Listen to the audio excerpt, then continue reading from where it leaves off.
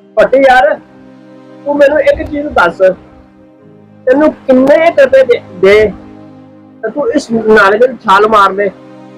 Sir कम से कम 2 करोड़ का होना चाहिए।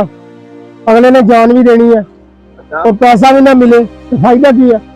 तेरा तो बहुत बड़ा यार पैसा है, ये कि नहीं, लेकिन मैंने कोई 80,000 रुपए देना यार, मैं बड़ा कर्जदार है यार, ठीक है नहीं, मैं लोगों के बर्थडे पैसे देने यार, तो मैंने को 80,000 देना तो मेरा मार देनी है यार छाल यार। इसलिए क्यों फायदा यार 80,000 के छाल मारना यार, ठीक है करिए 4 दिन शाम नहीं है यार, बड़ा कर्जदार है यार, लोगों ने बर्थडे पैसे देने यार। मैं इससे मेरे छाल मारनी पैनी है अगर मेरे को 80,000 देता है, ठीक है कि नहीं, ठीक है यार, मैं तो मार लगा यार छाल।